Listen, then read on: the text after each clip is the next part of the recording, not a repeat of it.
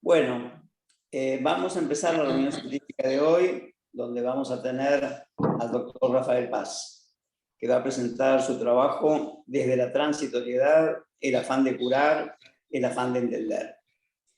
El doctor Paz es miembro fundador y titular con función didáctica de la Sociedad Argentina de Psicoanálisis. Es autor de numerosos trabajos sobre teoría y clínica psicoanalítica y acerca de la relación entre psicoanálisis y sociedad. Es miembro fundador de la Asamblea Permanente de los Derechos Humanos y profesor honorario de la Universidad de Buenos Aires. Es autor de Psicopatología y sus fundamentos dinámicos de la época de los 70, y últimamente de Cuestiones disputadas en la teoría y en la clínica psicoanalítica, en el año 2009, editado por Liebel, y Psicoanalizando, de 2017, también editado por Liebel. Bueno, lo escuchamos, doctor Paz. Bueno, ¿cómo les va? Dada la índole de la presentación esta, pueden intervenir cuando quieran, desde ya, alzando la voz simplemente, ni siquiera sin alzar la mano.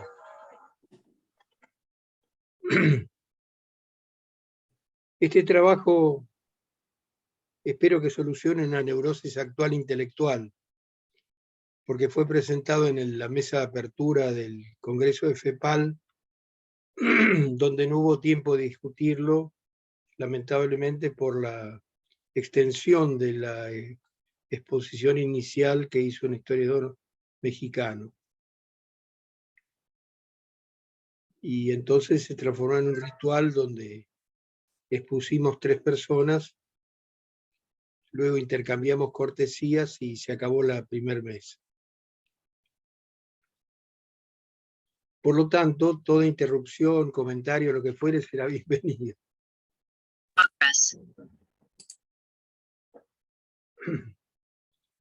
Los mapas medievales advertían, en sus trazados tentativos, que más allá de los bordes explorados se hallaban mares y tierras sin garantía. Ixun dragones. Es decir, acá están los dragones. Ahí empieza lo ignoto, pero ponían dragones. Pero para los maestros de la sospecha, es decir, Freud, Nietzsche y Marx, tal advertencia obró más bien como un incentivo para proseguir sus incursiones. Y en el caso de Freud lo llevó a buscar instrumentos conceptuales y técnicos completamente nuevos, intentando mantener dentro de cauces manejables las catarsis con las que se implicó al dar lugar a que las histéricas se manifestaran. Y también recuperar algo de la claridad perdida al dejar el territorio empírico visible de las neuronas y sus redes, y desentrañar lo que fluía de manera arborescente en un contexto de elevada carga emocional, relacional y expansivo. Teniendo que construir para esa travesía un campo teórico inédito y unidades operacionales muy peculiares. Síntomas, sueños, delicias de lengua y de acción. Es tan obvio para nosotros la cuestión que acabo de enunciar, que se pierde de vista el modo en que Freud recortó unidades, lo cual era una cosa totalmente original y rarísima para el tiempo. Meter en la misma bolsa conceptual a los síntomas, que eran el resorte de la medicina, los sueños, que eran materia propicia para los brujos, los deslices de lengua y de acción, que eran detalles de la vida cotidiana supuestamente intrascendentes. O sea, hay un gesto teórico formidable freudiano. Único modo de estar a la altura de la complejidad, mezcla de pasión y sentido, que colonizaba la vida de las pacientes y requería de un inteligir novedoso, con el médico siempre detrás y atrás. Es decir, ubicado atrás, pero viniendo siempre detrás, no a priori. En tanto la rueda catártica suministrará materiales y el afán de curar no perturbara la paciencia frente a las honduras que se entreveían. En pos, además, de legitimidad que lo sostuviera de algún modo dentro de los parámetros de la ciencia, para lo cual deslindó los hechos que encontraba como movimientos de representaciones y cargas, lo cual otorgaba congruencia con el ideal del yo de los criterios de época, unidades simples, representaciones y cargas parecidas a las del dominio de la física o la química de su tiempo, las que suministraban conceptos útiles, restringían su alcance explicativo, por lo cual se constituye un territorio en tensión por la masa vivencial suscitada. Esa tensión entre la metapsicología de representaciones y cargas, ahí se inicia, ¿no? Lo que luego será la metapsicología, y lo que hace a la expansión asociativa como discursividad pasional, se da desde el comienzo en el psicoanálisis y persiste y perdura. Cuando muchísimo tiempo después vendrán los dibujos metapsicológicos, los dibujos metapsicológicos son esquemas de totalizaciones del psiquismo, cerrados y abiertos en Freud, muy abstractos en Bion, cerrados y abiertos en Lacan, que son dibujos en los cuales se intenta esquematizar de algún modo para facilitar la transmisión o para facilitar el desarrollo de conceptos, la complejidad expansiva de un sujeto puesto en situación de catarsis. Y representaciones y cargas quedaron allá lejos y hace tiempo, pero persisten como un ideal símil científico en el sentido de las ciencias convencionales. Siempre ha habido, reitero, entonces, en la historia del psicoanálisis, esta tensión. Ni qué decir cuando Freud incorpora estados del alma como materia prima. ¿Cómo reducir estados del alma a representaciones y cargas? De modo tal que cada avance hubo de realizarse mediante verdaderos saltos creativos, por reacomodos enteros del dominio y la generación de problemáticas enunciables. Busca siempre devolverlas abordables clínicamente. La transferencia, transformada de resistencia en instrumento y generadora de un campo teórico técnico nuevo, constituye un ejemplo claro de ampliación de fronteras y asimilación de nuevas cuestiones a ser trabajadas. Y de igual modo las tópicas, que dan cuentas de órdenes de complejidad sucesivamente asumidos y no reducibles a modelos simples. En tal sentido, cabe revalorizar la sutileza freudiana de los puntos suspensivos en el esquema. Yo he desaparecido de la pantalla, no sé si eso está bien o está mal. Puse el artículo en la pantalla para que todos lo puedan leer. Rafael, decime qué preferís. No, lo que ustedes manden, como dicen los mexicanos. Manden. Igual lo estamos viendo. Bueno. A ver. Acá lo que revalorizo es la sutileza freudiana de los puntos suspensivos en el esquema de transmutación de las pulsiones y especialmente del erotismo anal, o la apertura hacia abajo, en abismo del dibujo de la segunda tópica. No son deslices gráficos los de Freud a mi juicio, sino que al poner sus puntos suspensivos ponía puntos suspensivos. No se concluía ahí el esquema, no se cerraba, continuaba abierto hacia la derecha en el caso de transmutaciones, o hacia abajo. Por eso pongo en abismo el dibujo de la segunda tópica. El ello, el cuerpo, pues constituyen marcas de lo inconmensurable que trasuntan y la ampliación ambiciosa de miras, narrativas y trazados donde lo alto y lo bajo, el exceso, como diría Bataille, como dimensión incoercible y la presión moral libran su lucha entre islotes de la subjetividad que se entrechocan.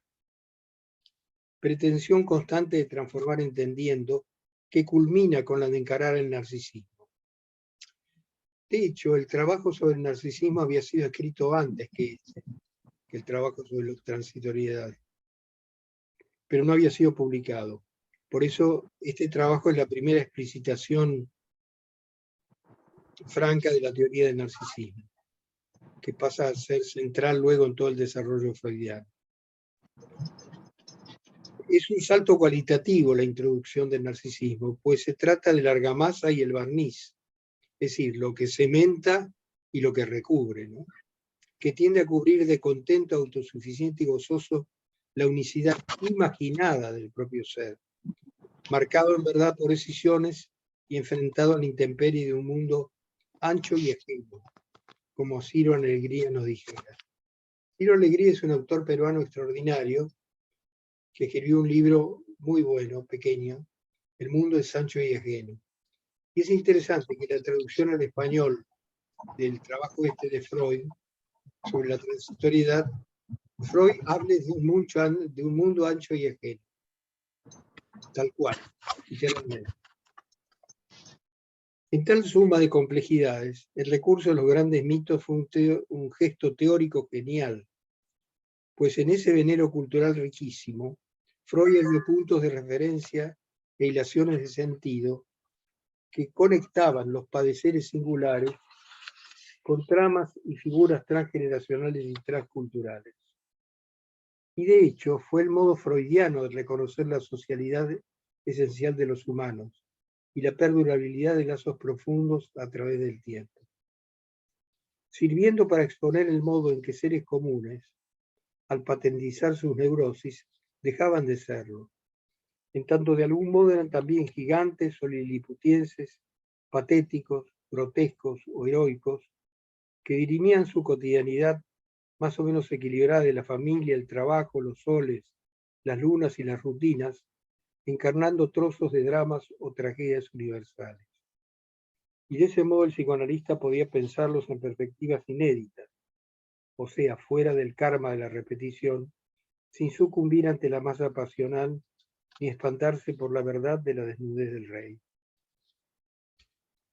En tal contexto instrumental y epistémico de fronteras abiertas, es dable suponer que los pacientes expresaran con soltura sus dolores, pasmos e interrogantes de vida en general, así como el azoramiento frente a los tiempos, algunos terribles, que les tocaban vivir y compartían de hecho. La cuestión era no perderse en el infinito de todas las quejas y angustias posibles, ni tampoco de caer en el atractivo bonachón, pero anulatorio de una conversación común, sino en dar lugar a lo que no lo tenía en ninguna parte, en tanto expansión del propio ser, reprimido, disociado o fragmentado. Por eso es verosímil pensar, que el rigor metodológico no proscribía, habría sido forzadísimo, temas y cuestiones, aunque resultaran controversiales.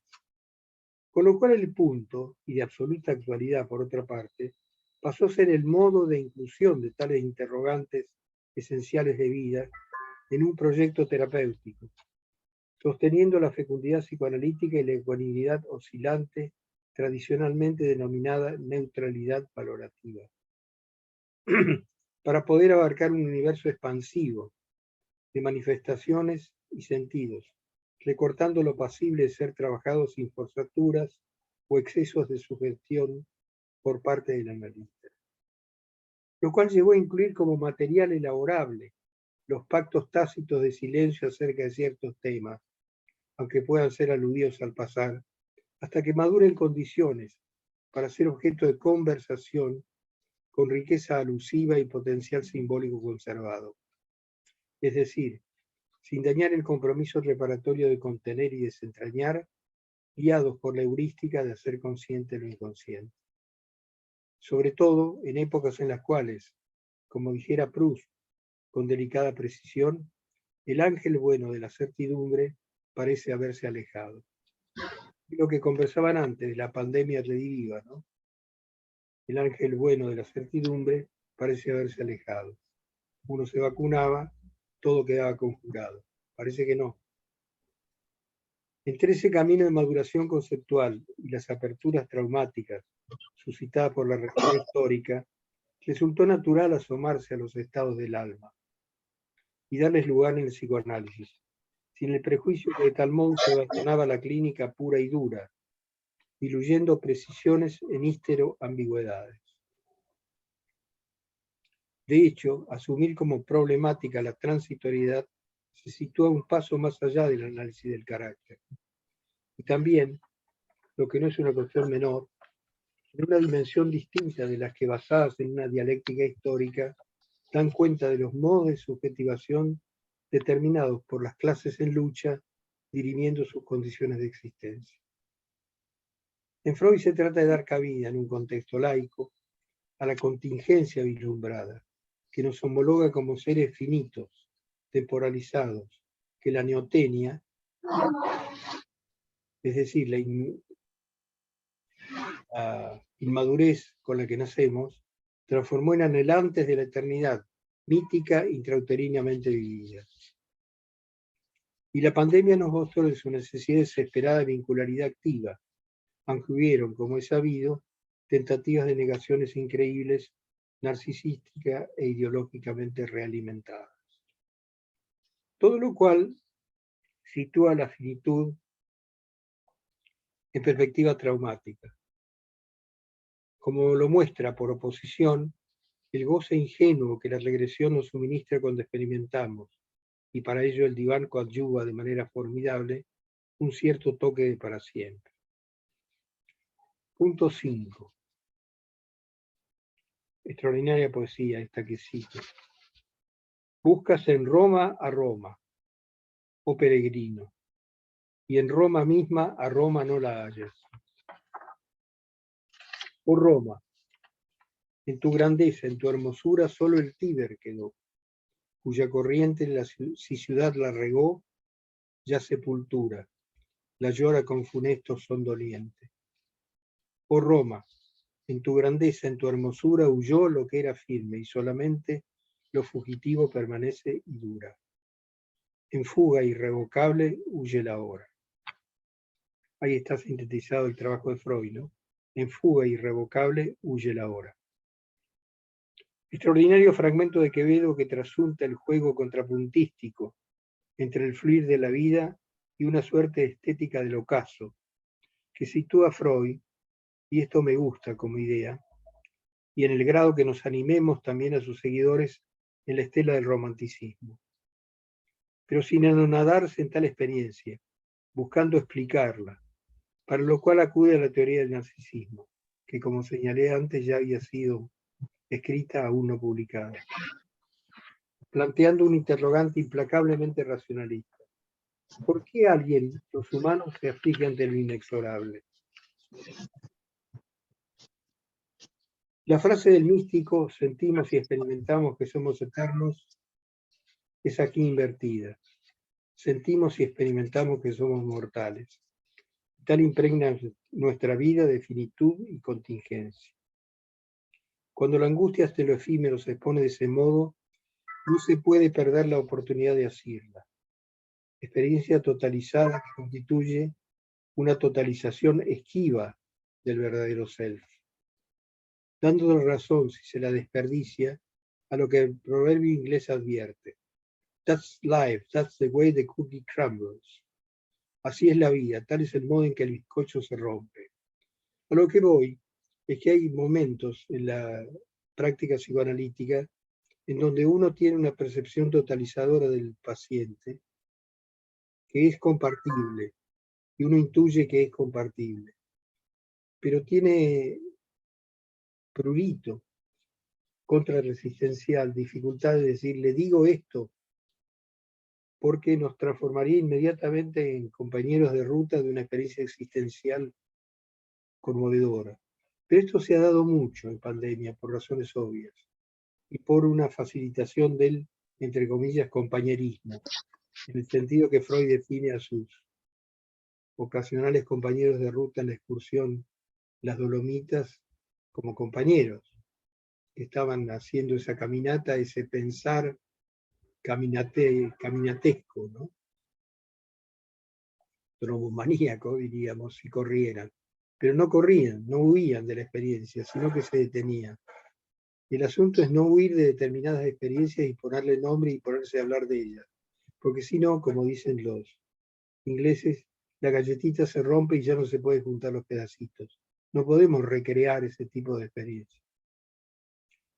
Es decir, se trata, ¿no?, de una Gestalt sensible, producto de representaciones y cargas emocionales sugerentes, que se patentizó y fue incomprendida, resistida en su cabalidad. Es decir, y ahí se desperdició. Para captarla, acotemos, solo cabe el registro empático asimilatorio y el holding de sustentación, más que de insight. No importa tanto ahí desmenuzar la galletita, desmenuzar la experiencia, sino asumirla en plenitud tal como es. Y ahí es donde la captación empática pasa a ser clave. De ahí que la alusión de Freud al narcisismo sea pertinente en una dimensión teórica, pero en tanto se autolimite como intervención en la situación concreta. O sea, sería una estupidez, lo digo de manera burda, si uno le dijera, bueno, usted en este momento siente esta tristeza casi inexpresable porque es un narcisista. Sí, claro, pero ¿cómo y de qué manera?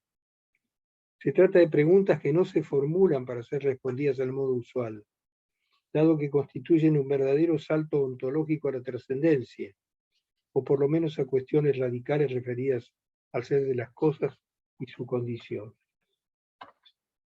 Y que además, al ponerse en juego en contexto psicoanalítico, transversaliza la situación clínica, pues mueve interrogantes que a todos nos atañen. De ahí lo necesario de una continencia peculiar y responsiva, aunque no ingenua, en la medida que el dolor psíquico puede mezclarse con identificaciones proyectivas intrusivas, de metabolismo difícil por su intensidad y o su crueldad, que dañen el pensar y anulen la distancia operativa. O sea, que tampoco hay que idealizar ese tipo de experiencias porque sabemos, en la dialéctica transferencial, que se transforman fácilmente en resistenciales o perturbadoras del pensamiento, como digo acá. Recordemos que es parte delicada de nuestro oficio el saber albergar, sin idealizar la condición doliente. 8. Los tiempos vividos, como veíamos, nos enseñaron mucho al respecto, produciendo una suerte de insight traumático y generalizado frente a la inermidad, dando lugar a las respuestas más disímiles de los modos de situarnos frente a preguntas básicas, las cuales hallan también su lugar en contextos de silencio y las bondades de un contener-sostener que no sature con palabras ruidos, lo que puede tensar el límite de la simetría operacional necesaria. Punto, dicho sea de paso, donde también aflora la añoranza de la presencialidad cabal. Recapitulando, el psicoanálisis asentó su fecundidad en la dimensión pasado de la existencia, trauma y sus efectos, sexualidad infantil, fantasmáticas arcaicas de la especie que retornan intempestivamente. Pero se hizo fuerte en ese registro temporal que incluye la dimensión mítica que evocábamos y nos ata a lo primordial y a los pasados presentes. El futuro se muestra entonces como algo abierto, y tanto más cuando el proceso analítico insertado en la vida de quienes lo transitan contribuye a trazar perspectivas nuevas. Nada más, pero tampoco nada menos, por lo que no tiene sentido pretender colmarlo con un frenesí curativo. Se trata, en todo caso, de abrir la dimensión de los posibles, más allá del círculo repetitivo que aparta del fluir de la vida. Es allí donde la transitoriedad introduce de un modo cuasi estoico la cuestión del límite de la existencia y de la fragilidad del ser así constituido, con respuestas, sea en el sentido de su insoportabilidad, sea mediante la apelación a alguna forma de trascendencia, laica o creencial, que a la par revaloriza el valor de los instantes y los momentos, o sea, sencillamente el valor de la vida.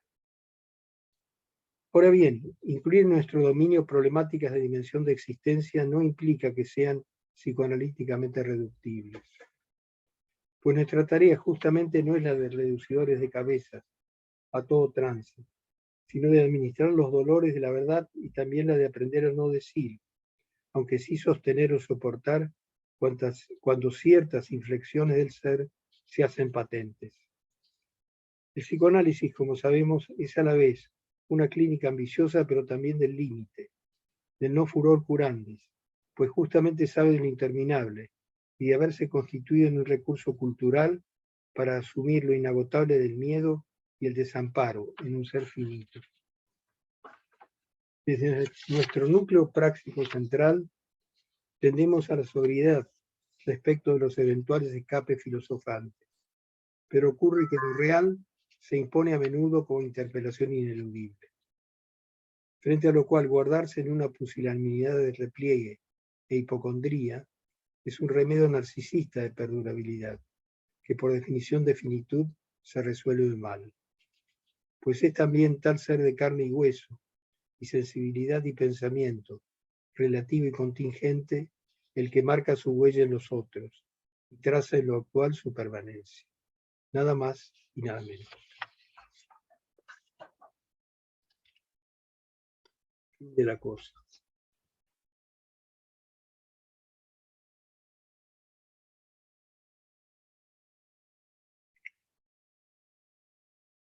Osvaldo, está sin micrófono.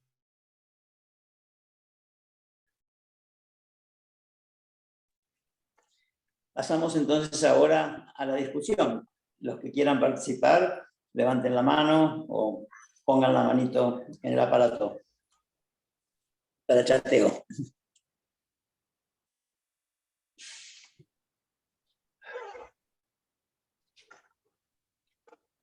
Yo siguiendo lo que dijo Rafael, voy a hablar sin levantar la mano. Muy bien, muy bien. No, yo sigo conmovido con este trabajo, como le comenté a Rafael el día de anterior. Porque veo acá, tomo nada más que los últimos 4 o 5 conceptos. Holding de sustentación, saber albergar sin idealizar, contener, sostener, que no sature, presencialidad cabal, el psicoanálisis como recurso cultural contra el dolor. No tengo mucho que agregar, es decir, creo que es un aspecto del psicoanálisis que escucharlo en la boca de Rafael me resulta emocionante en el sentido de que inclusive la ubicación más modesta del insight, el nuevo alegato contra el furor curandi, el título del trabajo, donde siempre plantea, el título mismo ya plantea un problema, me parece, entre el afán de entender, digamos, es decir, da la impresión que en Freud, lo que aprendimos de psicoanálisis de inicio era que casi que entender era curar. La histeria, entendíamos qué pasaba y ya, bueno, elaboración, resistencia, etcétera, pero de entender ya curábamos. Y creo que hablar de la muerte me parece que es importante. Es decir, de la finitud, ¿no? En términos generales. Y con todas las, digamos, consideraciones que acaba de hacer Rafael sobre el narcisismo. Yo no sabía que, digamos, el trabajo de narcisismo ya estaba escrito antes. Pero me parece formidable. Bueno, quería comentar simplemente eso, como me apuré porque como a las 10 me tengo que ir, quería por lo menos decir esto, que me parece que es un trabajo formidable, ¿no? También pidió la palabra Daniel Weber. Bueno, Y en Lucas. primer lugar, ¿ah? ¿Me toca a mí? Daniel. Sí, Daniel. Sí. Bueno, en primer lugar quería agradecerle a Rafael su trabajo a los que nos tiene acostumbrados, digamos, por supuesto, tanto a la calidad de pensamiento, a la profundidad de pensamiento, como de la riqueza de la expresión, pero tengo la impresión que en este momento, al abordar este tema, el pensamiento que va desarrollando y el modo de decirlo, digamos, juega sin pudor con el psicoanálisis, la filosofía y la poesía, sabiendo que estas temáticas han formado parte de la, digamos, de la preocupación o del estado de perplejidad, digamos así, de sufrimiento de la humanidad desde los comienzos. Y en todo caso, tratar de situar dentro de nuestro ámbito qué es lo que nosotros podemos experimentar junto con nuestros pacientes respecto de lo que y hacer con aquellos momentos en donde aparecen, como trae Rafael, determinados estados del alma.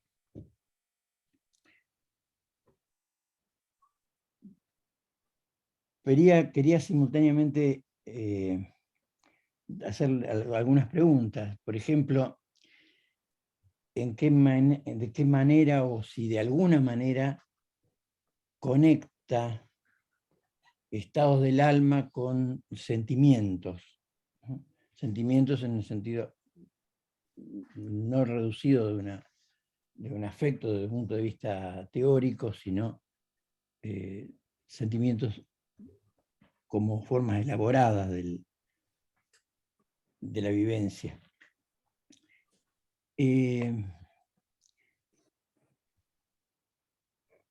Otra pregunta sería si tienen la impresión que hay alguna clase de movimiento de transformación o de evolución, pero no en el sentido de ninguna mejora, sino de cambio, del sentimiento, de la experiencia de la transitoriedad según las edades del hombre, ¿no? de cada quien. Así como traía que en los comienzos se vive más bien el desamparo, los comienzos y después sigue, por supuesto, pero el desamparo de alguna manera parece contener una solución, el amparo. La transitoriedad no tiene ninguna solución.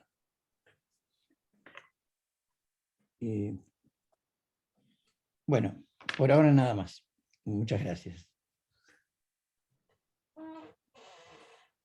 Sí, quería agregar un cachito nomás, que olvidé decir. El tema, claro, el tema por lo último que dijo Daniel, el tema de lo inexorable e insoluble. Yo dije la muerte, en realidad, y el pasaje del tiempo. Lo recordé ahora por las diferentes edades que mencionaba Daniel, ¿no? Nada más. ¿Quiere contestar, Rafael, o seguimos con participantes? Sigamos. Lucas, entonces. Bueno, muchas gracias. Estoy en un bar, no estoy en las condiciones más cómodas del mundo, pero bueno, a partir del trabajo de Rafael, releí la transitoriedad, que lo habré leído mucho tiempo atrás, y me pareció que quizá Freud podía ser, con un poco más de facilidad que nosotros, optimista en ese final del texto que dice que seguramente reconstruiremos todo y volveremos a catequizar objetos, porque la posibilidad de destrucción total actual, hace ya tiempo, bueno, nos ronda de alguna manera. Creo que es distinto la transitoriedad de saber que el mundo continúa que la posibilidad de que no continúe. y ni siquiera nos hace falta la guerra. El cambio climático nos pone bastante en una situación de amenaza bastante particular, que por otro lado no hay reacciones como hace falta que haya. Y yendo al texto de Rafael, una de las cuestiones que yo subrayé es que es la preocupación sobre cómo dar cabida en la clínica a lo potencialmente traumatizante, intentando en principio, como cuestión básica, no retraumatizar. Rafael habla de cierta demora hasta que maduren condiciones para ser objeto de conversación, con riqueza alusiva y potencial simbólico conservado. Bueno, pienso que estas son justamente las condiciones que sostienen el juego asociativo y que distancian del reexperimentar lo traumático. Pero mientras tanto, ¿no?, mientras maduran esas condiciones, ¿cómo se propicia esa maduración? Bueno, allí está la parte de la galletita que hablaba Rafael hoy.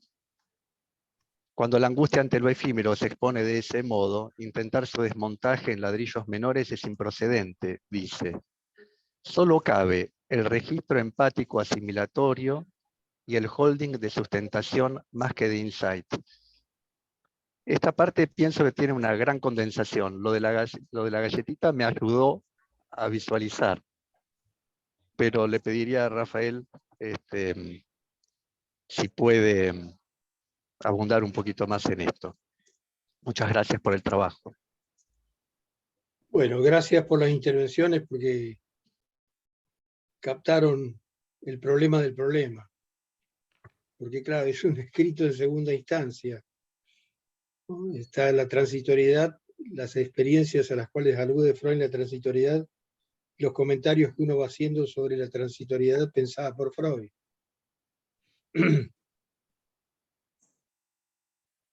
En primer lugar, en términos de contexto histórico, es del año 15 este trabajo. Los imperios centrales iban bien, lo cual no es un menor detalle. Freud era alguien que estaba en la zona del imperio austrohúngaro, ¿no? Después la cosa cambió, con lo cual el optimismo por la conclusión tenía que ver también con una situación de Alemania y el imperio austrohúngaro triunfando en los frentes de batalla o avanzando exitosamente, digamos, hacia el este con Rusia y contra Francia e Inglaterra en el oeste. Luego la cosa cambió, habría que ver cómo sería la conclusión del artículo de Freud el año 18, con todas las catástrofes de toda índole que se sucedieron. Lo cual nos plantea una cosa interesantísima, ¿no es cierto? Por un lado, un Freud que trabaja atemporalmente, por lo menos en términos relativos, con estructuras que perduran siglos, recurriendo a mitos antiguos que tal cual seguimos protagonizándolos dentro nuestro, Edipo, Narciso, etcétera, etcétera. Y por otro lado, un Freud en el aquí y ahora existencial e histórico, ¿no? Que legitima además las preocupaciones actuales tan discutidas si nos ocupamos o no en tantos psicoanalistas y si hay legitimidad al respecto de lo que ocurre en la coyuntura histórica. Lo cual parece ser una pregunta que se responde por sí misma. ¿Cómo hacemos para no ocuparnos? La cuestión es el cómo de ese cómo, es decir, cómo nos ocupamos para sostener lo que yo denomino ecuanimidad, que me gusta más que neutralidad, porque la ecuanimidad oscila imperfectamente entre toma de posición, cierta perspectiva de objetividad lograda y caída nuevamente en la pasión que nos aqueja como seres humanos en un determinado contexto. Creo que hay que revisar bien lo de neutralidad. Por ahora propongo ecuanimidad, que no deja de dar cabida a las pasiones del otro, porque si no sonamos, ¿dónde van a manifestarse? La cuestión es si podemos lograr momentos de conversación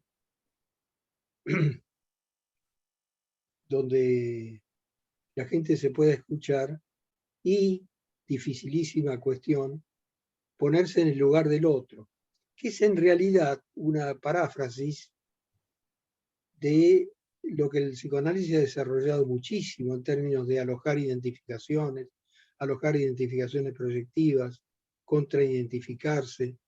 Es decir, hay muchos estudios de ponerse en el lugar del otro, que por otro lado es el acto empático por antonomasia,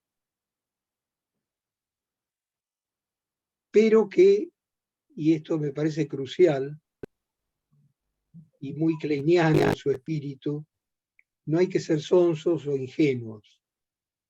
La nuestra no es una actividad pastoral, donde habría una sobrecarga de amor para tapar los agujeros, sino al momento en que aparecen los agujeros de la envidia, de la rabia, de la transferencia negativa, bueno, hay que ponerlos también a la luz.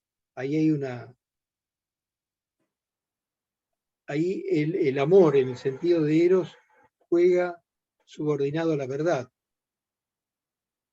y no la verdad subordinada a Eros, ¿no? Como en el acto piadoso o en el acto pastoral. Es un tema complejo, pero lo importante, que está advertido en uno de los párrafos del trabajo, es no ser ingenuos. Hay pacientes que sufren, que son malos también. Tienen la desgracia de ser malos y nos hacen maldades, como hacen los malos. Entonces, recubrirlos de amor a diestra y siniestra, bueno, está bien, vale, pero psicoanalíticamente no sirve para nada. Y en términos de compromiso terapéutico tampoco sirve para nada, porque seguirán haciendo maldades en su vida y chocando y rebotando en la existencia. Perplejidad, decía Daniel, y me parece muy importante esa, que sería el momento negativo, el momento no productivo cuando se asume la transitoriedad. Ahí podría entrar la tentación de romper la galletita. O rompemos la galletita y perdemos la experiencia y se pierde la oportunidad, o seguimos viaje. Y entonces entramos en albergar sentimientos de transitoriedad, de lo efímero, y nos asomamos a la posición depresiva, con cierto sentimiento muy difícil de narrar, de tristeza. Por eso ahí surge naturalmente la poesía, lo del Tíber, ¿no? ¿Qué es lo que queda de Roma? Es fantástica la idea de Quevedo. Roma, con toda su imponencia, su centralidad cultural, religiosa, política, de todo punto de vista, es efímera, lo que queda es el río que se va. Muy bellamente dicho. Y donde dice sepultura no es un error de grafía, sino que es español antiguo. Por eso dice sepultura, el tipo, como los gauchos, ¿no? Hablaban como los gauchos, o a la inversa, los gauchos hablaban como los españoles.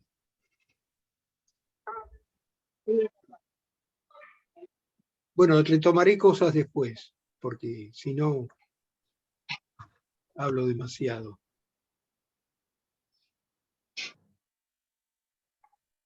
A mí el comentario de Beagle me llevó a plantearme algo que quizás usted sepa, doctor.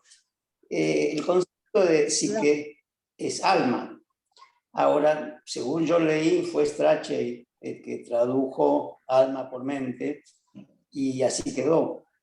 Me parece que hoy estamos hablando mucho más de la psique como alma que de la mente, que parece mucho más ligada a una especie de alma lógica, versus un alma buena, un alma poética, o un alma que no tiene límites.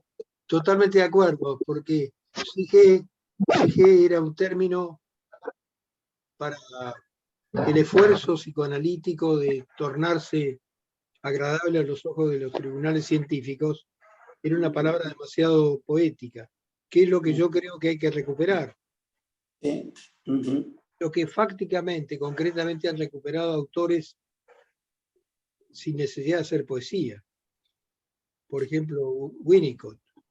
Winnicott en sus descripciones respecto del verdadero self y tantas otras cosas, al respecto era sumamente poético. Y Bion era tan poético que tuvo que inventar toda una serie de códigos rarísimos de signos para dar cuenta de lo que ocurría en la práctica, en el contexto analítico, de tan poeta que era, cosa a la cual se libraba en plena espontaneidad en libros y escritos no canónicos, digamos, que estaban como al costado de la obra oficial de Bion, psicoanalítica. Yo creo que hay que recuperar, porque además hace más al espíritu de Freud y al espíritu de la época, que creo que se vincula objetivamente en la historia de la cultura con el romanticismo. Por eso asevero al pasar, eso hay que retomarlo y trabajarlo, que Freud era un romántico, no en el sentido estúpido de la palabra, que ponía los ojos en blanco y le salían lágrimas, sino que se dejaba ir, inundar por estados del alma de los otros, de los propios, y trataba de dar cuenta, en prosa, no en poesía, de ello, para que fuera útil a transformar algo del padecimiento humano. Yo creo que la visión romántica es muy, muy importante, y ahí, reitero, hay que retomar eso, ¿no? Como un desafío de la historia de la cultura. Y ahí Sige recupera su trono.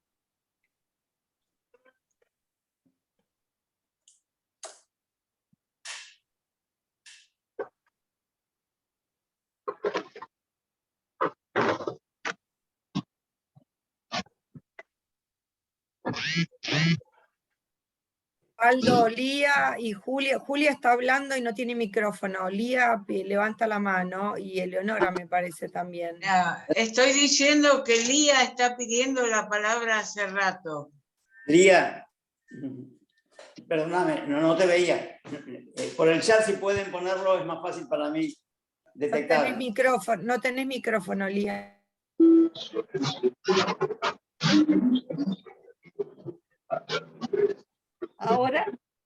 Ahora sí. Bueno, es un trabajo que desde ya hace pensar, lo cual no es poco. Me interesan algunos, no sé si decir términos, porque no son términos teóricos. Es decir, la palabra afán es un deseo intenso de curar, no, de escuchar, hay una diferencia.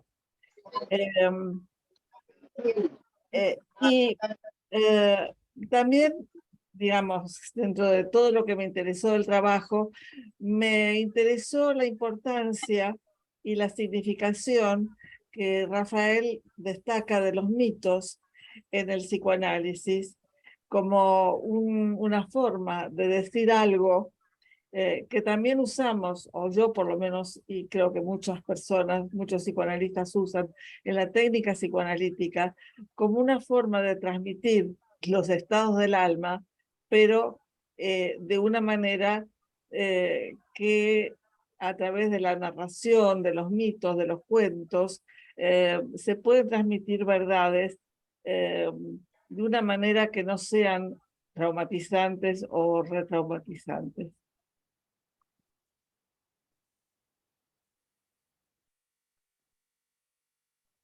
Nada más. María, me dijiste que Eleonora pidió la palabra también. Parece que sí. Elio, entonces, dale. Sí. Yo me sumo a esto que trajo Rubén de conmovido.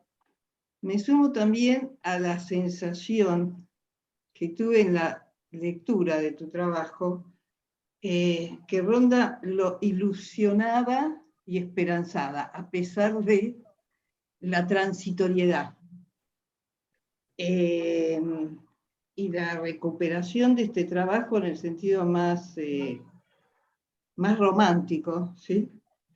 De Winnicott, de un trabajo lo suficientemente bueno. y no es una adulación, digamos. Es un trabajo que atraviesa en forma personal y atraviesa en forma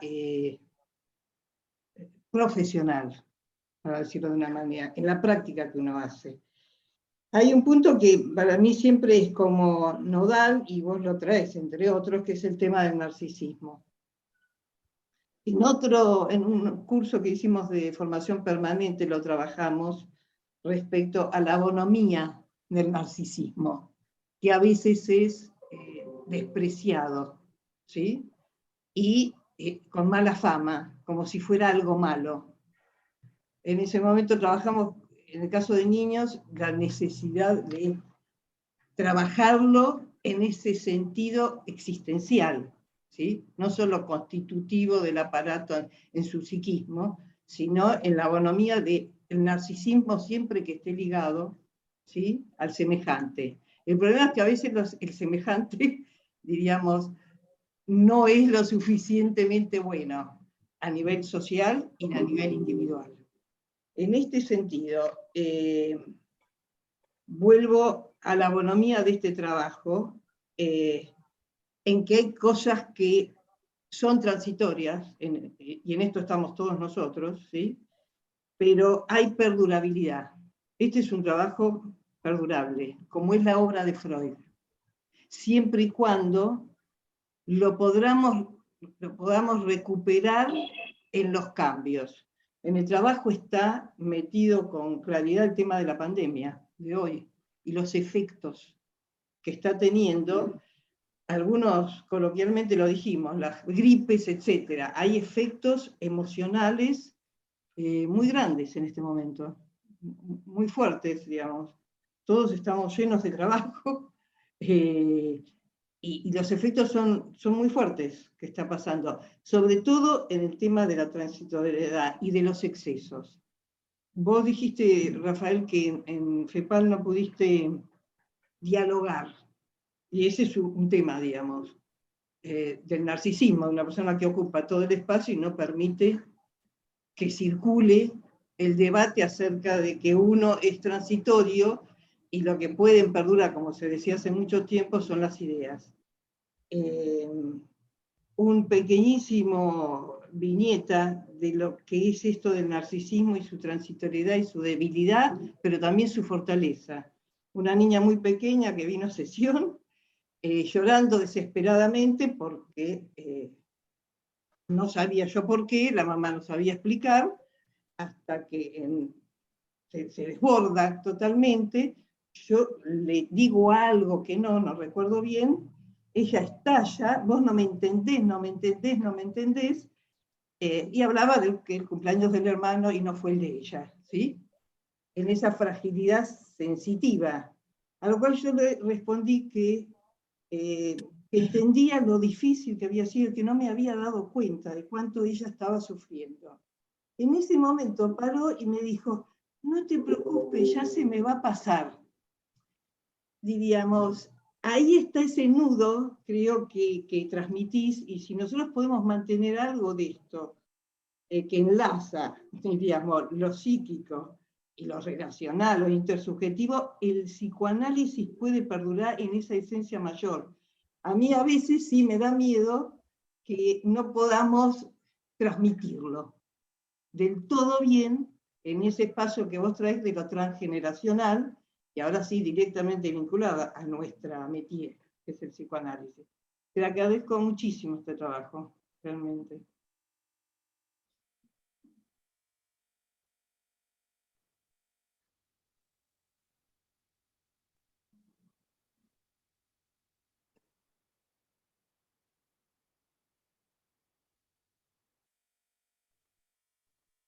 Ya se me va a pasar. Interesantísimo.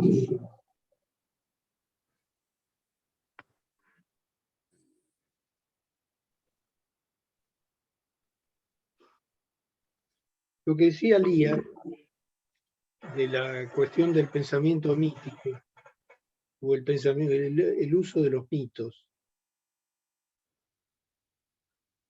yo creo que además es muy útil para recuperar el sentido profundo en que Freud trabajaba lo que se llama así, de gusto, uso esta expresión que dice tanto y a veces, ¿qué es lo social? Es obvio que a Freud le interesaba lo que pasaba en la vida social. Era imposible desligarse y él era un espíritu abierto y estaba en el centro de Europa. La prueba es este trabajo, la época del trabajo, Primera Guerra Mundial, hijo en el frente, es decir, una situación totalmente implicante. Habría que ser un loco para aislarse de eso. Pero él ingresa a lo social a través de los mitos, en términos de psicoanálisis. Es decir, amplía enormemente la perspectiva. Y yo creo que ese efecto de la introducción del pensamiento mítico en el pensamiento de los psicoanalistas es muy bueno, porque nos descentra de lo actual como prisión, cuya forma más extrema podría ser el noticioso, el último noticioso, y nos sitúa en una perspectiva temporal muy peculiar, muy honda, muy profunda y muy común a través de los tiempos. Se ha dicho muchas veces, pero es bueno recordar que es asombroso que cosas elaboradas hace miles de años por escritores, poetas, narradores, nos sigan sirviendo para entender lo que pasa en el seno de nuestra familia, de nuestra vida. ¿No? Lo de Edipo, Yocasta, bueno, todos los personajes. Con lo cual ahí el pensamiento freudiano está anclado en la socialidad esencial familiar y mítica, todo junto. Por lo tanto, el interés por lo social no aparece como una adventicia, como algo que puede existir o no existir. Está en la índole misma. Cuando él formula luego la famosa frase de que la psicología individual será psicología social de su propia entraña, lo dice desde todo esto. Es imposible el pensamiento del padecimiento humano sin una transversalización en todos los sentidos, o sea, en lo actual, vincular, donde no debe detenerse, y en la profundidad cuasi atemporal del siempre, de lo mítico. Y al mismo tiempo eso justifica, digamos, que le demos tanta importancia a cada uno de los pacientes. Parece extraño esto que estoy diciendo. Porque cada uno de los pacientes, digamos, imaginemos una cosa de ciencia ficción, que venga un chico a tratarse con Eleonora y resulta que ese chico es Edipo, de alguna misteriosa manera. Sería fascinante para Eleonora tratarlo a Edipo, saber cómo es la verdad de la milanesa del papá, la mamá, qué le pasó, Yocasta, bueno, el padre rey y toda la historia. Bueno, para el psicoanálisis, para el imaginario productivo analítico, los chicos que vienen son Edipos. No es que son como, lo son en el sentido de que encarnan las pasiones de los otros y las pasiones nacientes de sí mismos en acto. Entonces adquieren seres comunes, cualquiera de nosotros, cualquiera de nuestros pacientes, adquieren la trascendencia de lo proverbial, de lo atemporal, de lo primario. Esto además es lo que justifica el enamoramiento peculiar de los psicoanalistas con nuestra profesión, que estamos siempre, interminablemente, un Endliche, decía Freud, sin fin, interminablemente, con Edipo, con Yocasta, con Antígona, con este, con aquel. Estamos en ese universo. Y el reproche mecánico, el reproche socialista, entre comillas, la palabra, mecánico de nos ocupamos de eso, nos ocupamos de ese pasado y nos olvidamos del presente, enunciado así es estúpido. Porque nos ocupamos de lo estructurante que tiene esa peculiar atemporalidad de lo persistente, de la repetición, que es una categoría freudiana muy importante, de lo que se repite pero de manera variante. Es una repetición que varía, donde estructuras míticas, encarnadas, incorporadas transculturalmente, emergen y se manifiestan en individuos singulares, que naturalmente viven la vida social actual, porque no están en Grecia. Entonces es el complejo transhistórico de vivir pautas arcaicas y repetirlas en contextos actuales. Bueno, en esa complejidad nos metemos. Por eso es que podemos tener espacios de reserva sin ponernos a hablar de política, que es el gran temor. Así entonces, los sociales hablar de política y se arma un lío bárbaro. No, podemos hablar de lo temporal sin hablar de política, pero sabiendo que existe. Porque la política es el territorio en el cual las pasiones, las de Edipo, las de Yocasta, las del papá, la mamá y todo lo demás, se realizan en un contexto social donde la unidad para pensar pueden ser para muchos las clases. Pero en el seno de esa unidad se despliegan los mitos también, las luchas de prestigio, las rivalidades, Eros y Tánatos, si queremos. Esta es la complejidad con la cual no. Por eso no hay solución pura. No hay bisturí que pueda separar lo puro psicoanalítico de lo impuro, de lo contaminado, porque es absolutamente imposible. En este sentido, el trabajo de Freud es un trabajo impuro, porque se ocupa de estados del alma no resolubles, ligados a estructuras profundas, al narcisismo, que él ha ido deslindando ya a esa altura, año 15, pero se ocupa. ¿Por qué se ocupa? Porque nos atañe humanamente y porque en la clínica aparecen salvo que los sofoquemos. Y en realidad la definición por la negativa de lo que es psicoanálisis frente a otras terapias es que es la que menos intenta sofocar lo que aparece. Mientras que las otras,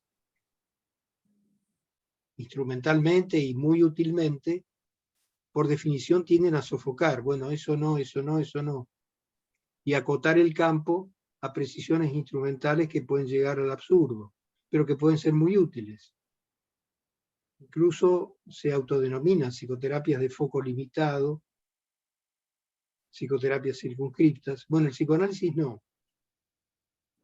Opta por un universo del todo posible, lo cual es una osadía enorme y después no sabemos mucho qué hacer con eso. O añoramos la presencialidad. Añorar la presencialidad está bien, por la presencialidad misma que tiene valor, pero además lo que añoramos es extensión, es un todo complejo que albergue la cantidad de cosas que se movilizan si es que uno opta por movilizarlas y tenerlas en cuenta. Desde ese punto de vista, la transitoriedad de ese artículo pequeño y circunscripto es ejemplar. Pues nos ocupamos de muchos estados del alma. Y en general, en el discurso oficial, para los trabajos, para los congresos, ese tipo de cosas no se ponen.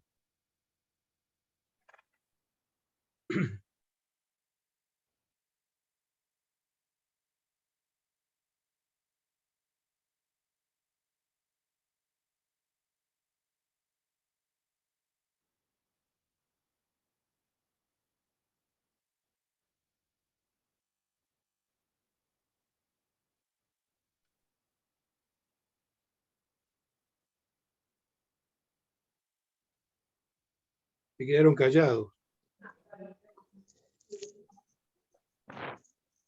Hay una cuestión que parece de perogrullo quizá, ¿no? Porque hablabas recién de la añoranza de la presencialidad.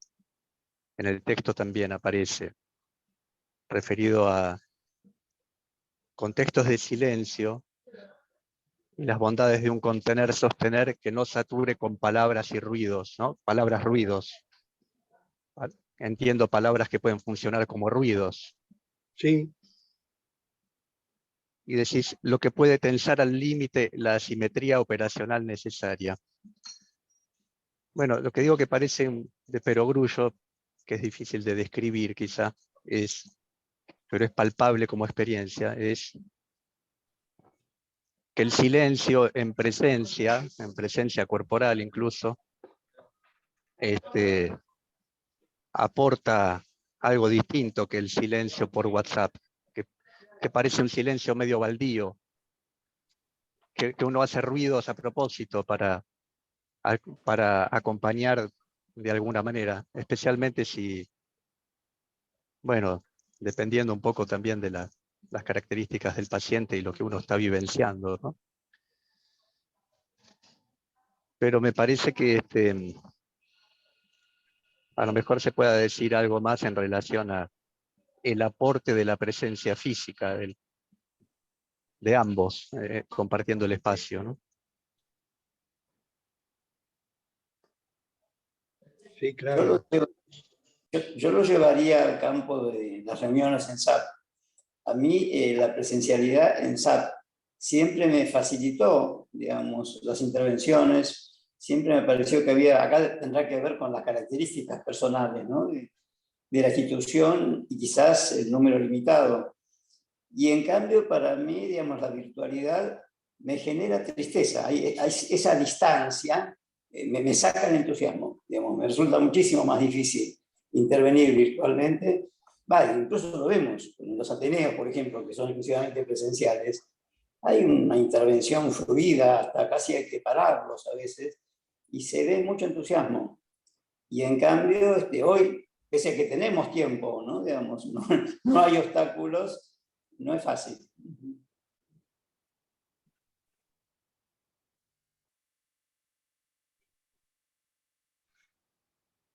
Francisco pide la palabra. No, Bien. no es fácil solo con la virtualidad, o no es fácil también porque este es un trabajo que justamente va contra, es interesante el título, el afán, porque ¿qué es el afán?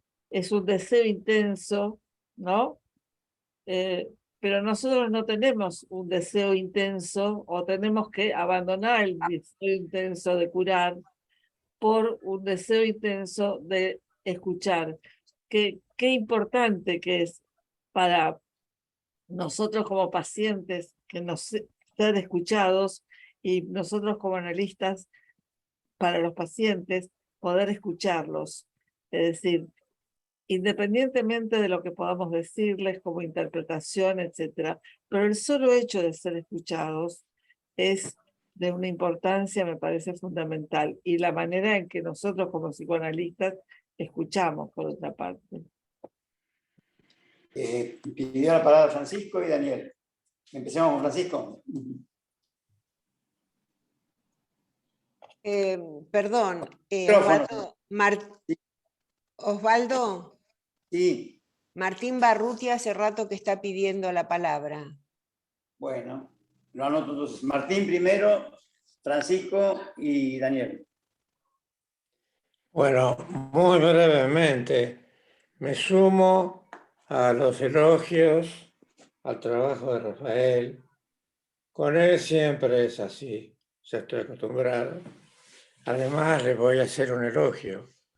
Necesito releer los trabajos, ir despacio, y me lleva a veces el mismo tiempo que me lleva a estudiar Bion, que estaba 1 hora con una página. Pero bueno, quería poner un ejemplo sobre el tema de la presencialidad.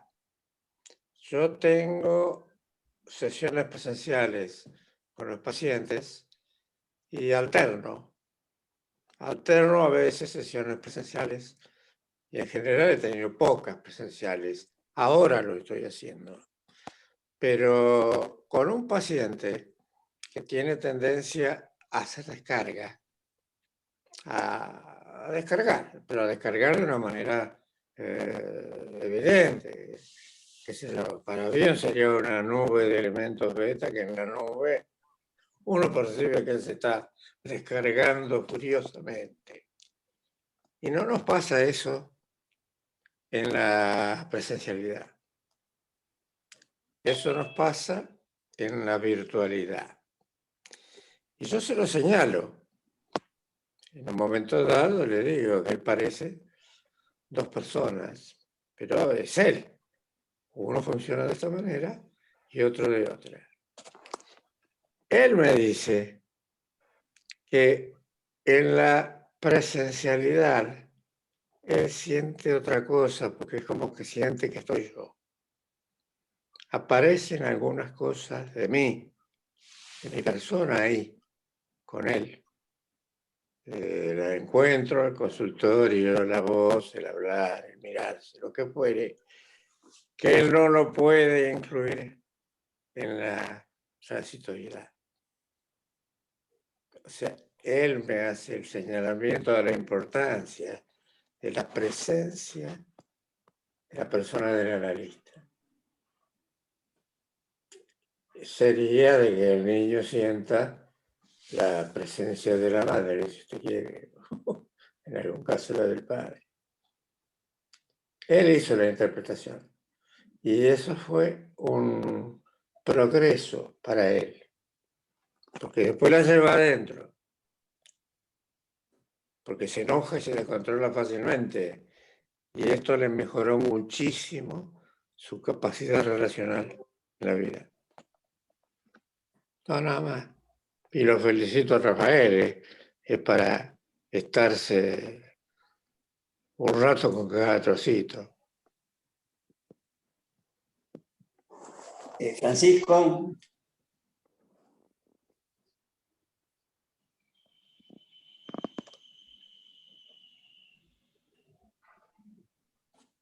No tenés micrófono, Francisco.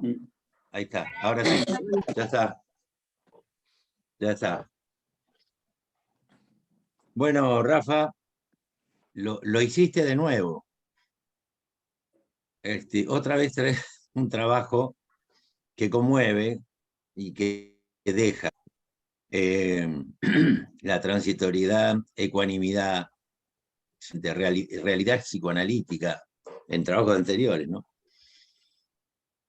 Son ideas que enriquecen y amplían. Así que bueno, lo hiciste de nuevo. Esta vez yo tuve que escuchar nada más que la lectura del trabajo, porque no lo pude bajar. No sé si por una cuestión de secreto, pero me parece bien. Pero yo no sé, no puedo leer en pantalla, me cuesta mucho. Así que imprimo para leer y no lo pude imprimir este trabajo. Así que bueno, lo escuché ahora bien y no sé si... y escuché las intervenciones, todas muy interesantes, pero creo intuitivamente que les voy a contar un pequeño caso que tiene que ver con la pandemia y tiene que ver con lo que podemos hacer con un paciente en el psicoanálisis, porque todavía no sé bien qué hacer. Esta es una persona que venía 3 veces por semana durante unos años, llegó la pandemia con un trabajo de superar estructuras melancólicas, no importa, el trabajo no importa, pero venía bien, estaba muy entusiasmada con su trabajo y con lo que había logrado de relacionarse con la familia y con el mundo y con los pacientes. Bueno, cayó la pandemia y desapareció. Estuvo 2 años sin salir de la casa y hasta hace unos meses viene de nuevo, presencial, una vez por semana presencial. Con toda la seguridad que le doy, con extractores de aire y todo eso que tengo puesto. Pero voy al punto. En esos 2 años, hace un cuadro regresivo importante, pero muy importante, una mujer con buen estado físico y mental, pero hace un cuadro regresivo importante y empieza a tener lo que empieza a ser denominado o está siendo tratado de diagnosticar como Parkinson. entonces, en el espacio de la realidad psicoanalítica, cuando viene, yo tengo una serie de sensaciones, ¿no? Por un lado, que creí que si era Parkinson no había mucho para hacer, y por otro lado me sonaba algo importante, que es que esta persona tuvo de adolescente una enfermedad neurológica benigna, vamos a llamarla así, que produjo una tremenda torpeza motora, por lo cual estuvo casi 3 meses en cama y curó aparentemente aparentemente no, sin afección neurológica, sin ningún resto neurológico. Así que después de eso tenía una vida inclusive de baile y de deporte interesante. Bueno, ahí viene la cuestión. Entonces, cuando vuelve, mi situación, que es actual, me creo que es Alzheimer y nada más, o me voy a la reviviscencia de su trauma, que fue una situación traumática, la de este cuadro neurológico de torpeza motora. Quiero dar detalles mínimos, ¿no? Porque se imaginarán de qué se trata. Y ahí viene esta cuestión de sensaciones, de sentimientos, de furor curandis, de transitoriedad, la verdad, tengo casi 50 años practicando esto y estoy un poco desorientado y tratando de soportar, obviamente, y lo estoy soportando, no me está haciendo daño, pero bueno, es una novedad, pese a los años y a las cosas que pasan. Es una novedad y estoy en situación de aprendizaje. No sé si lo expliqué bien el caso. Rafael, ¿quiere intervenir o lo dejamos que Daniel haga? Creo que transmitiste muy bien la situación. El caso dentro de la situación que te involucra absolutamente.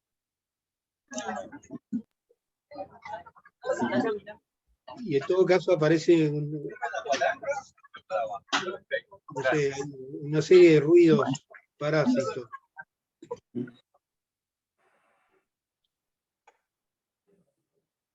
todo caso, se plantea un eje distinto dentro de la cuestión de la transitoriedad.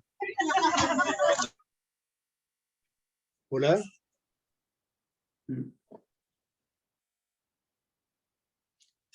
Creo que se plantea un eje distinto, que está dentro de la cuestión de la temporalidad, digamos. Y es lo traumático que supone para quien superó una enfermedad neurológica allá lejos y hace tiempo, el retorno de lo neurológico, sea como tal o sea como una representación de lo temido. Pero como aquello no había quedado sepultado en la infancia y felizmente superado. Ese es el modo tradicional de aparición de la temporalidad psicoanalíticamente hablando, que es la temporalidad como trauma. Lo que parecía sofocado, lo que parecía curado, retorna. Tal vez el eje transferencial dominante sea ese. Es una ancianidad abrumadora que toma la forma de Alzheimer, o es una ancianidad abrumadora montada sobre lo no curado de lo curado, lo no curado de lo infantil. Con lo cual tenemos ahí material para trabajar sobre el mito en el sentido funcional que decíamos y en el sentido que traía de lo bioniano, que es lo que parecía terminado retorna. Con lo cual lo que se impone, lo digo teóricamente, con osadía que nos permite la cordialidad y el afecto. Lo que se impone es ocuparse de la niña enferma aquella, tomarla casi como un ente existente, redivivo, que reaparece, para hacernos fuerte en ella e indagar la persona grandota con su daño neurológico actual.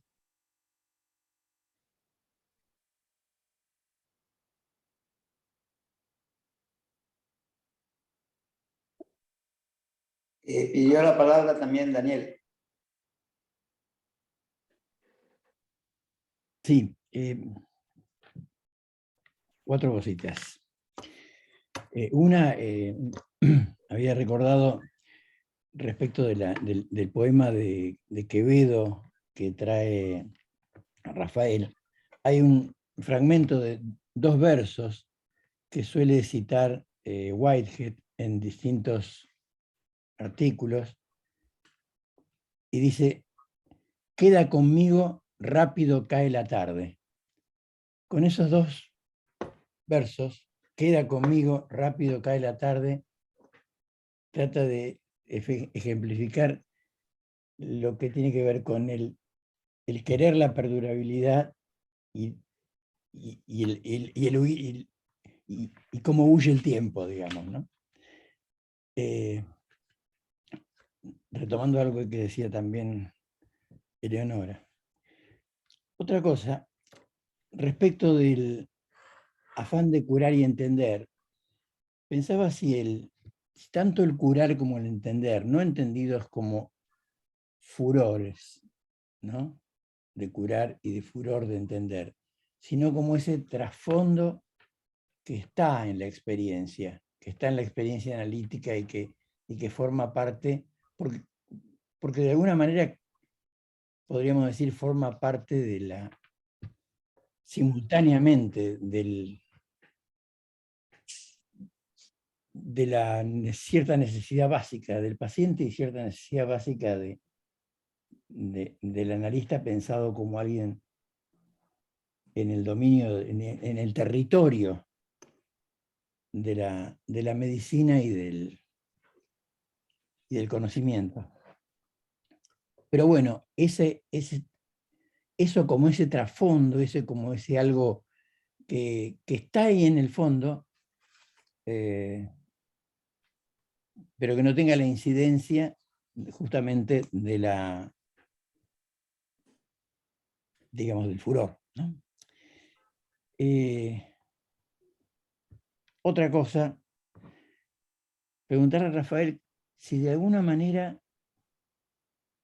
al estar incluyendo estos elementos de los estados del alma, etcétera, en el análisis como sustantivos, digamos, si el análisis entonces no es algo más que la experiencia del inconsciente, es la experiencia del inconsciente, sin ninguna duda, y es dentro de ese territorio donde se da.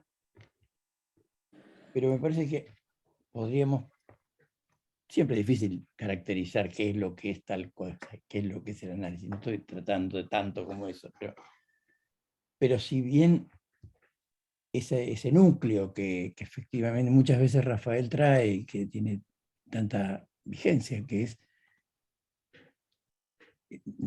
digamos, trabajar con la experiencia del inconsciente, hacerle lugar, etc.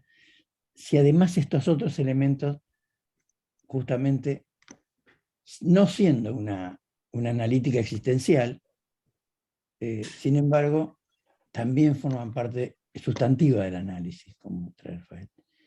Bueno, y la última cosita, lo que se decía respecto de la presencialidad, me parece que se conecta, ¿no?, con el tema de la finitud, con el tema de la muerte y con presencialidad de la forma biológica básica, donde estamos acá juntos, estamos acá vivos juntos. Después los demás sistemas de transmisión a distancia y todo lo demás, está bien, tenemos algunos siglos de acostumbramiento, pero me parece que no tienen la consistencia de la experiencia biológicamente sustentable, podríamos decir así, ¿no? Y enraizada. Nada más.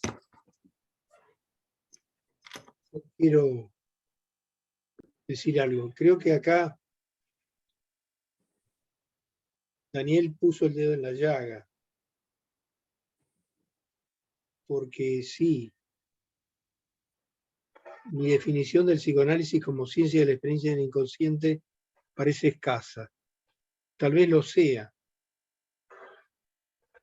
Acá hay un problema de derrotero histórico, biográfico casi, digamos, donde yo provengo, lo voy a decir de manera sucinta, me van a entender, provengo de la espiritualidad, del espiritualismo. Por lo tanto, la analítica existencial me es consustancial con mi origen católico, no en términos formales solamente, sino también de matrices de pensamiento. Entonces, arduamente llegué al cuerpo, como le ocurre a todo muchacho católico virtuoso.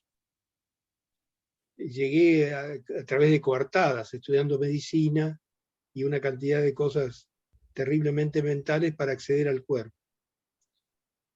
Y en el cuerpo uno se encuentra con el psicoanálisis. Freud parte de una mezcla de cosas, donde el cuerpo está más. Por lo tanto, siempre me quedó una cautela de no huir hacia la espiritualidad en términos vacuos, como una suerte de vacuna frente a la analítica de la existencia. Y una opción por el psicoanálisis que es una opción por la corporalidad, por el erotismo, por el tánatos, por el cuerpo, en todas sus implicancias y metido en la cultura desde que nació, o desde antes, transgeneracionalmente. Ahora, si habría que ampliar, y bueno, pues se puede poner una adenda, psicoanálisis, ciencia de la experiencia del inconsciente y de lo que desde allí se desprenda, por ejemplo. Pierde estética la definición, pierde rotundez, pero es más cierta, más verdadera. Hay que seguir trabajando el punto. Yo lo pensé mucho, lo de la analítica existencial, porque era el terreno cómodo de un espiritualismo que permitía incluso una transición hacia un espiritualismo laico. Y en términos de biografía personal me sirvió desde ese punto de vista. Pero, bueno, quedan ahí puntos suspensivos también.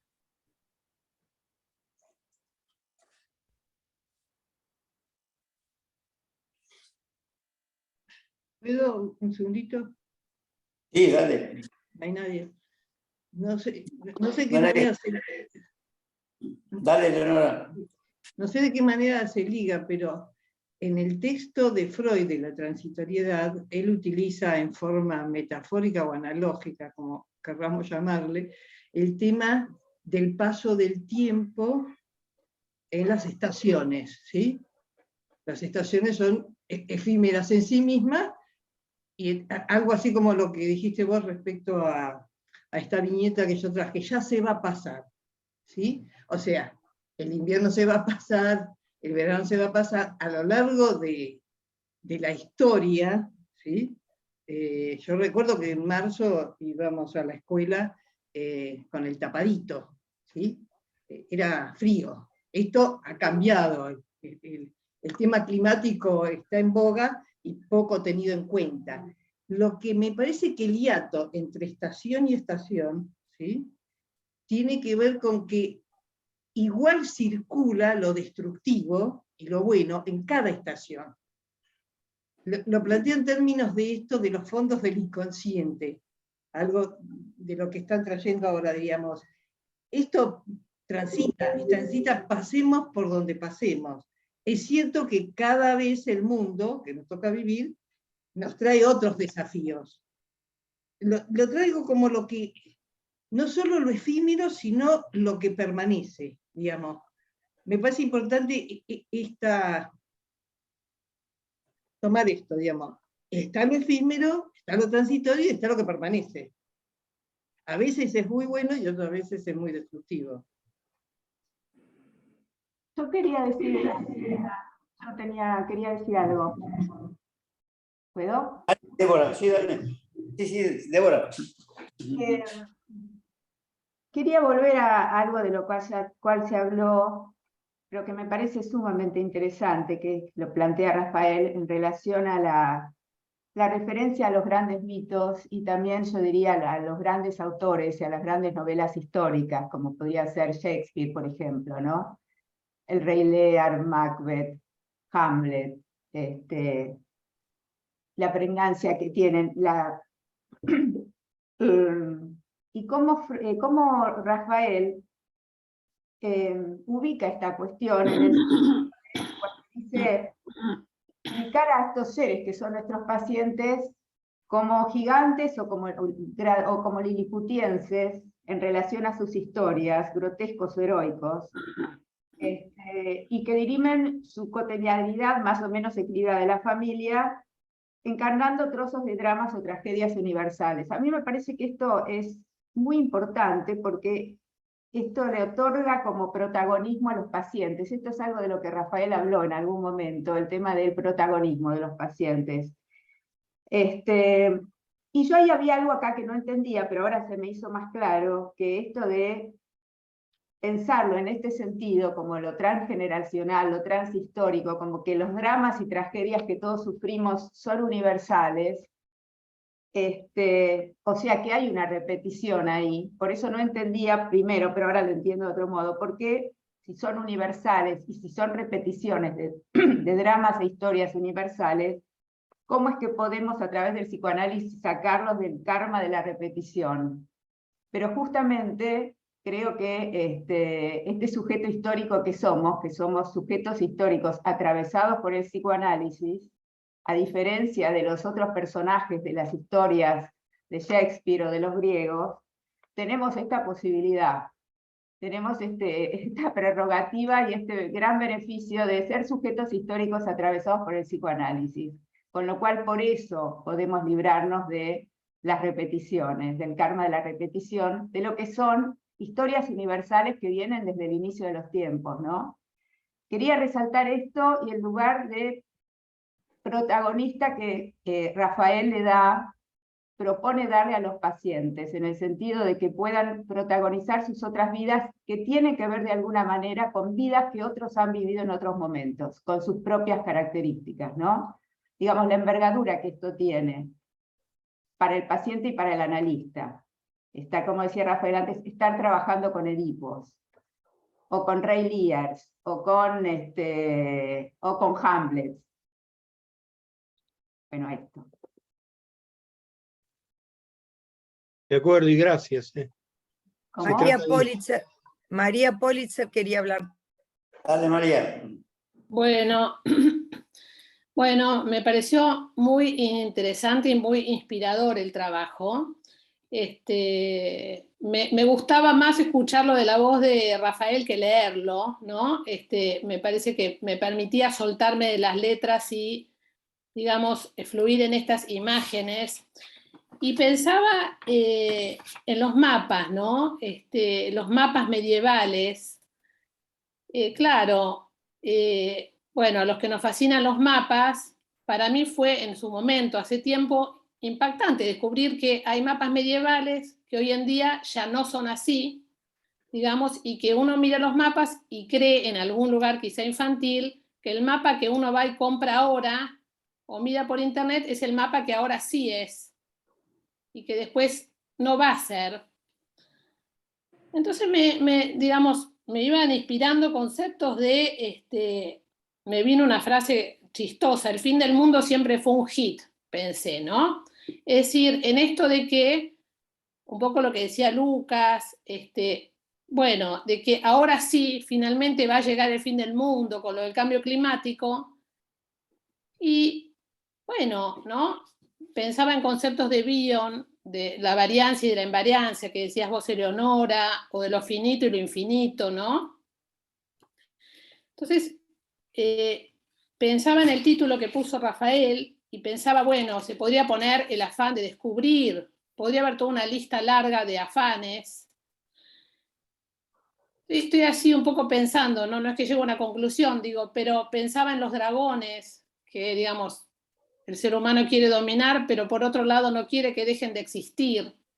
Sería una pena un mundo sin dragones, digo, ¿no? Entonces, me evocaste, Rafael, muchas asociaciones, porque pensaba en las cataratas, que de pronto están sin agua, y uno dice, bueno, se acabó, ya está, el fin del mundo va a ser que nos morimos todos de sed. Ah, no, pero ahora las cataratas están rebalsando de agua. Bueno, ¿será que nos morimos todos ahogados o inundados? Digo, ¿no? Pero, digo, lo que quiero decir es que en esto que dice Rafael de lo incierto, de la incertidumbre, pensaba, claro, evidentemente lo que cuesta tanto es tolerar, ¿no? Esto de adentrarse en los mares y ver qué viene, qué sé yo, o sea, yo supongo que en todas las épocas todo el mundo habrá tenido la convicción de que el fin del mundo llegaba, supongo, ¿no? Bueno, entonces, soportar el suspenso, tomo eso, ¿no? Los puntos suspensivos como verdaderamente no sé, la gran dificultad, quizá. Y ver, ¿no? Cómo serán los mapas de los próximos siglos. No sé. Me dejaste pensando en todas esas cosas. Gracias.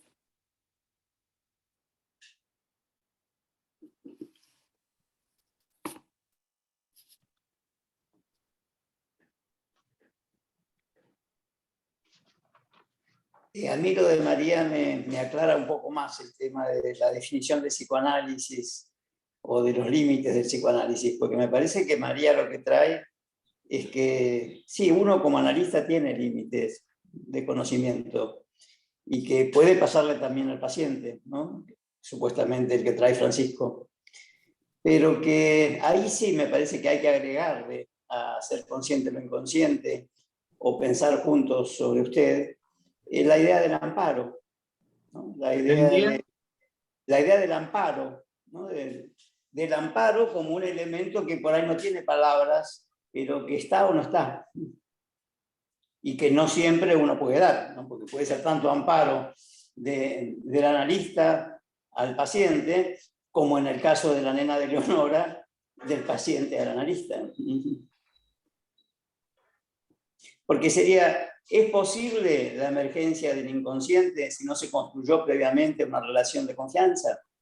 Y esa relación de confianza no tiene que ver con elementos que no son intelectuales, sino que pasarían precisamente por la idea de alma buena, de amparo, de compasión. Como que volvemos al Paz jovencito. Eso me gusta.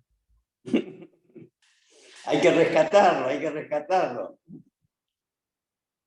Y tiene que venir a SAP, porque además queremos verlo, no solamente verlo en pantalla.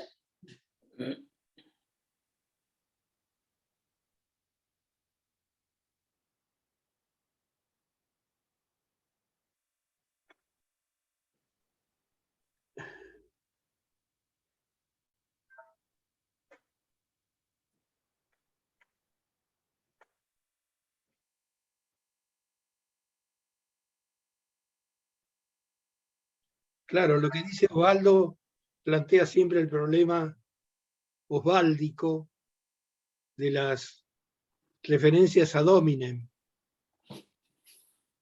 Entonces, facilitan un silencio. Porque ¿qué dice uno que no sea autobiográfico? Lo cual en contexto telemático no es propicio.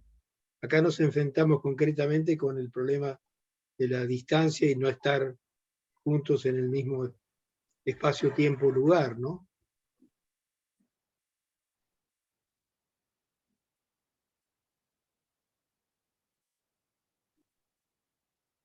Francisco, pidió la palabra. Francisco. Ya estoy. Esperá, que bajo la mano. No, quería nada más que un detalle agregar, porque Rafael me dice, hay que ocuparse de la nena, en este caso que yo les conté. Y bueno, la cuestión es así. Cambió totalmente la relación de, digamos, mi actitud hacia ella en estos momentos por varias razones. Una, porque la tengo que ayudar a sentarse, por ejemplo, y además a levantarse y acompañarla hasta la puerta que la esperan, también para llevarla acompañada. Y bueno, es otro, no sé si es hablar de encuadre, o parece que la palabra encuadre no asimila todo, pero lo que quería era compartir, después de un hecho social tremendo, pasó algo entre estas dos personas, que son esta señora y yo, donde ya no es lo mismo. Yo estoy atendiendo, Rafael me dijo, hay que atender a la chica, y sí, es lo que está sucediendo, estoy atendiendo a la chica, y el trauma, digamos, que para mí definido como trauma, que es la enfermedad neurológica, está sellada, tiene apenas 2 o 3 hilos, pero ¿Cómo tiene que? cambió todo. Dos o tres hilos del ovillo que tiene adentro. Me imagino el trauma como un ovillo o varios ovillos, y de repente aparecen pequeños hilos, pequeñas señales, pero está totalmente encriptado. Totalmente encriptado, totalmente no es totalmente, pero y va de a poco, quién sabe, y si tenemos suerte, desarrollándose algún tipo de relato, sin forzar, obviamente, porque es muy doloroso, pero algún tipo de relato. Y no, bueno, lo que quería más que nada compartir, y tiene que ver con lo que dice Rafael, es cómo uno se acomoda, a punto tal que, qué sé yo, parezca otra persona.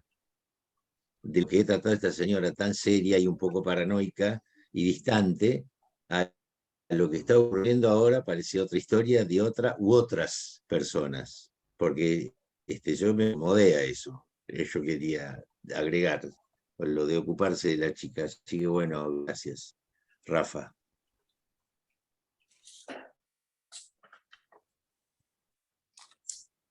¿Puedo intervenir? Ya que estamos Dale, sí, dale, no.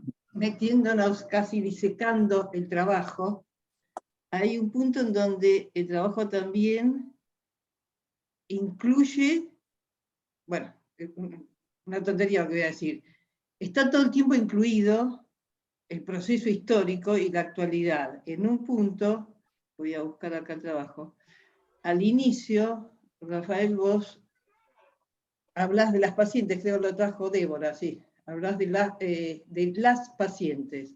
Único modo de estar a la altura de la complejidad, mezcla de pasión y sentido, que colonizaba la vida de las pacientes y requería de dirigir novedosos, ¿sí? Más adelante incluís la diversidad de época. En tal contexto instrumental y epistémico de fronteras abiertas, es dable suponer que aquellas pacientes expresaran con soltura sus dolores. Lo traigo porque, bueno, tuve la posibilidad de leerlo más finitamente. Ahora, cuando vos leíste todo el trabajo, eliminaste esa diferencia, volviste a hablar de las pacientes. Digo que esto forma parte de nuestra realidad actual, estos cambios a los que no es tan fácil estar a la altura, y también sabemos que no siempre podemos abordar tantos cambios históricos. Sí, saber que podemos seguir escuchando esta diversidad. Vos dijiste hace un tiempo, también no en un trabajo, sino en una charla, lo difícil que es acceder a estos cambios desde el psicoanálisis, que a veces podemos y a veces no podemos. Hoy en día, por ejemplo, aparece, como lo traen, el tema de la presencialidad. Para mí sí es una preocupación el tema, pero no por debatir si es mejor, si es peor, sino que me preocupa que venga del lado de los analistas, ¿sí?, algunas justificaciones no terapéuticas respecto a la presencialidad, por ejemplo, ¿sí?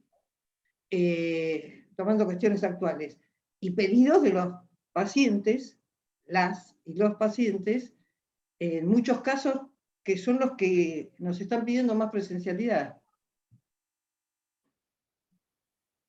Digo, no es difícil asir los cambios actuales y a veces muy rápidos, a los que no siempre podemos acceder.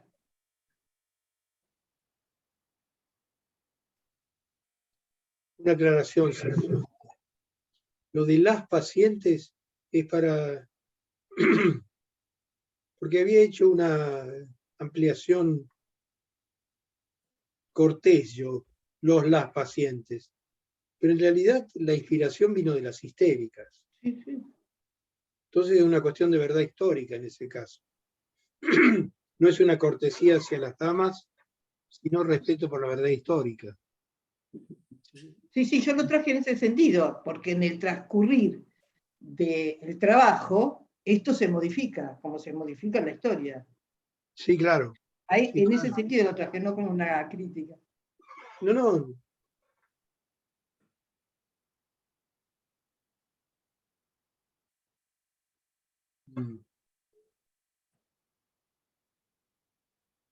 De hecho, la matriz sobre la cual seguimos pensando los pacientes es histérica.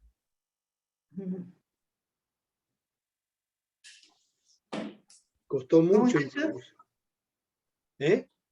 ¿Cómo es eso, Rafael? Que en el trasfondo de nuestras modelísticas espontáneas, o sea, las que usamos cuando salimos a la cancha y se arma el partido, tiene una pregnancia formidable la histeria, los modos de ser histéricos. Se han ido agregando otros. Cuesta trabajo ir agregando otros, pero hay otros. Pero hay uno muy fundamental que es alguien que habla, se expande, recuerda, pone en aprietos, erotiza el territorio, etcétera, etcétera. Pulsionaliza el hablar, se calla, grita, se manifiesta. En ese sentido hay una matriz constitutiva obvia, ¿no?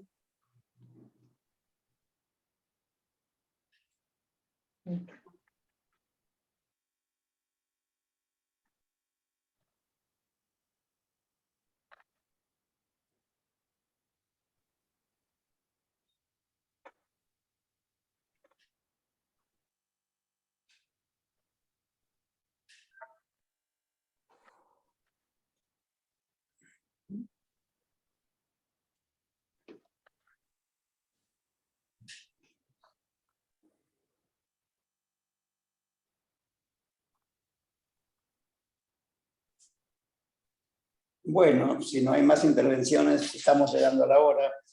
Yo quería destacar que, bueno, Rafael trajo un poco una queja de que este trabajo no tuvo la posibilidad de ser discutido en México, bueno, o en FEPAL, pero bueno, me parece que acá ha tenido una repercusión empática que es raro, ¿no? Digamos que no es fácil de lograr, como que fue una reunión desde el alma. Y bueno, propongo un aplauso, ya que aunque sea virtual, creo que todos estamos muy contentos de haber podido armar este espacio y escucharlo y compartir con él.